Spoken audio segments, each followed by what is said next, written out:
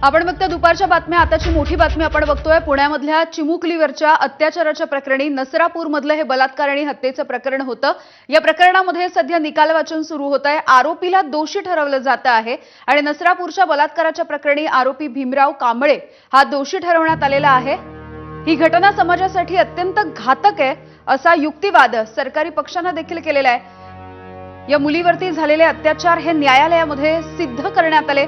परिस्थितीजन्य पुरावे साथीदार या सगळ्याच्या आधारे हा गुन्हा सिद्ध होतो असं देखील सध्या कोर्टाने म्हटलेलं आहे। आरोपीचा आतापर्यंतचा जर इतिहास बघितला किंवा त्याची पार्श्वभूमी बघितली तर हा आरोपी सुधारण्याच्या पलीकडे गेलेला आहे आणि त्याच्यावरती तेव्हा काहीही शिक्षा होऊ शकली नाही किंवा त्याला कुठलेही शासन करण्यात आलेलं नव्हतं।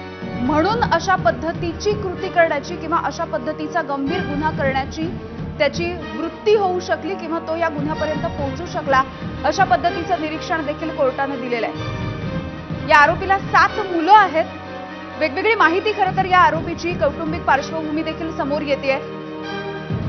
आज युक्तिवाद होत असताना आणि ज्यावेळेला आरोपीला वेगवेगळे प्रश्न कोर्टामध्ये विचारण्यात आले त्यावेळेला अत्यंत उडवाउडवीची उत्तरं किंवा काहीतरी वेगळाच बनाव रचल्याचं देखील या आरोपीने दिसलंय। सध्या निकाल वाचन सुरू आहे। आमचे प्रतिनिधी मिकी घई आपल्याला या सगळ्या संदर्भात अधिकची माहिती देत आहेत। मिकी, काय काय झालंय कोर्टामध्ये आतापर्यंत?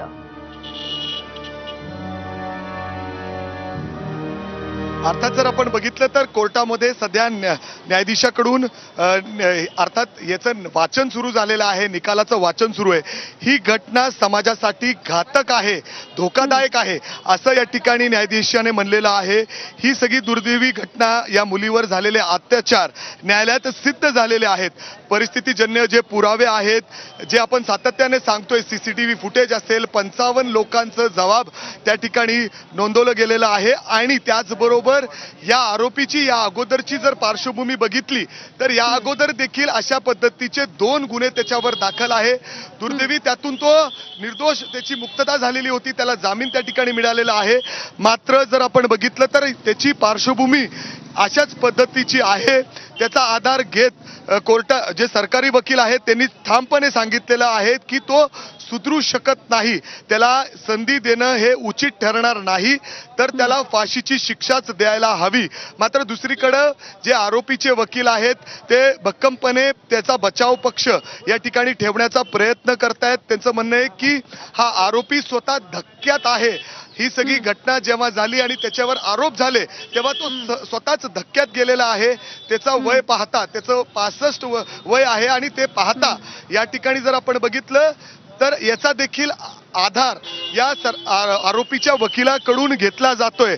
मात्र सरकारी वकिलांनी स्पष्ट सांगितलेलं आहे की याच्या अगोदर देखील त्यांनी हे कृत्य केलेलं आहे आणि कुठलाही आरोपी जेव्हा एखादा गुन्हा करायला जातो तर 4 वेळा तो विचार करतो।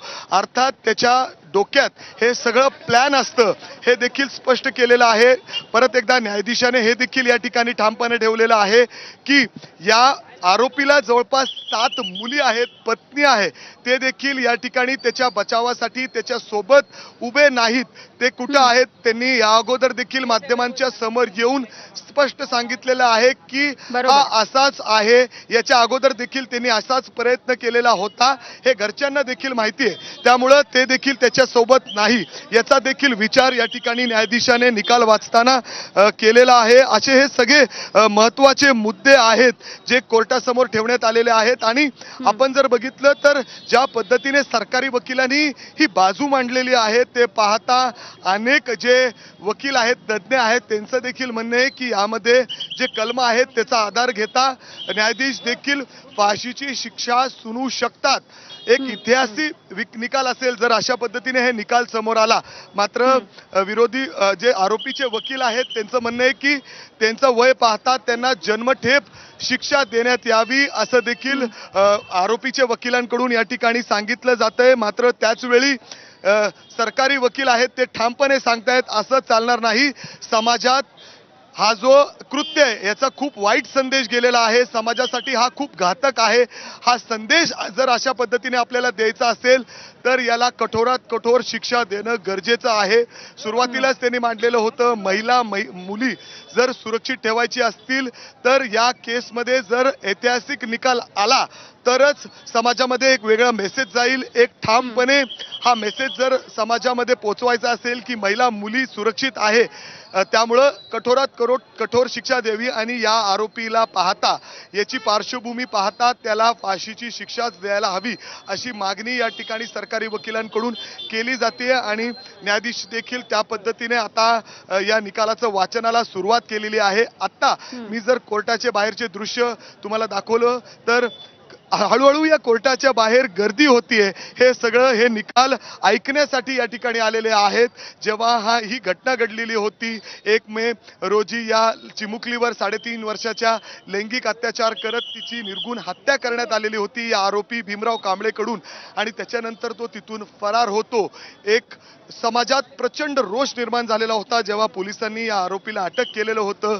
सीसीटीव्ही फुटेज असतील, 55 साक्ष असतील आणि 1200 पानांचा दोषारोप पत्र तातडीने 14 दिवसाच्या आत कोर्टासमोर हे सगळं दाखल करण्यात आलेलं होतं. एक फास्ट ट्रॅक पद्धतीने हा संपूर्ण निकाल चालवण्यात आलेला आहे. मुख्यमंत्री, राज्याचे गृहमंत्री देवेंद्र फडणवीस यांनी देखील बारीकीने या सगळ्या गुन्ह्यावर लक्ष ठेवून होते. सातत्याने फॉलोअप देखील घेतलं जात होतं आणि स्वतः SP संदीप सिंग गिल या संपूर्ण केसवर बारीकीने लक्ष ठेवून होते. सातत्याने अपडेट्स त्यांच्याकडून घेतले जात होते. जर आपण बघितलं तर जेव्हा या केसचं रिक्रिएशन केलं जातं, या आरोपीने कशा पद्धतीने प्लॅन आखला होता, काय काय वापरलं होतं, हा सगळा बनाव जेव्हा त्यांनी केला, त्याच्या डोक्यात काय काय होतं, जेव्हा हे रिक्रिएशन घटनेवर जाऊन केलं जातं पोलिसांकडून, तेव्हा सुद्धा पहाटेची वेळ निवडण्यात आलेली होती आणि स्वतः SP संदीप सिंग गिल त्या ठिकाणी उपस्थित होते. त्यांनी हे सगळं पाहिलेलं आहे. इंट्रोगेट करताना या आरोपीला तुम्हाला थांबवते. याच प्रकरणातली आताची एक मोठी बातमी समोर येते, आपण ती बघूयात. आरोपीला 7 मुलं आहेत, पत्नी आहे, तरी देखील कुणीही कोर्टामध्ये उपस्थित राहिलेलं नाही. न्यायाधीशांच्या अनेक प्रश्नांवरती आज हा आरोपी निरुत्तर झालेला बघायला मिळालेला आहे. ही घटना समाजासाठी देखील घातक आहे असं सरकारी पक्षाला वाटतं, असं कोर्ट म्हणतंय. या मुलीवरती झालेले जे अत्याचार आहेत ते न्यायालयामध्ये सिद्ध देखील झालेले आहेत. अनेक परिस्थितीजन्य पुरावे, साक्षीदार या सगळ्याच्या आधारे हा गुन्हा सिद्ध झालेला आहे. आरोपीचा आजवरचा इतिहास आणि पार्श्वभूमी बघता तो सुधारू देखील शकत नाही. सुधारण्यापलीकडचा तो गेलेला आहे असं सरकारी वकिलांना वाटत असल्याचं कोर्टानं म्हटलंय. घटनांची संगतीच लागत नाहीये. बचाव पक्षाने या संदर्भातला युक्तिवाद केलाय. आरोपी भीमराव कांबळे याला समाजानं देखील या कृत्याच्या नंतर नाकारलं असल्याची भावना न्यायाधीशांनी व्यक्त केली. फाशीची शिक्षा तरतूद असलेल्या 2 गुन्ह्यामध्ये तो दोषी आहे. आरोपीला फाशीच्या शिक्षेचे संकेत सध्या या प्रकरणामध्ये मिळत आहेत. ज्या पद्धतीने गेल्या काही वेळामध्ये सुनावणी पार पडली आहे त्यानुसार आरोपी भीमराव कांबळे याच्यावरचे सगळे जे आरोप आहेत ते सिद्ध झालेले आहेत आणि मृत्यूदंड देण्याची सरकारी वकिलांची मागणी आहे. याच प्रकरणामध्ये सध्या चित्रा वाघ यांची देखील प्रतिक्रिया समोर येते, आपण बघूया. सोबत आमदार चित्रा वाघ आहे. नसरापूरचा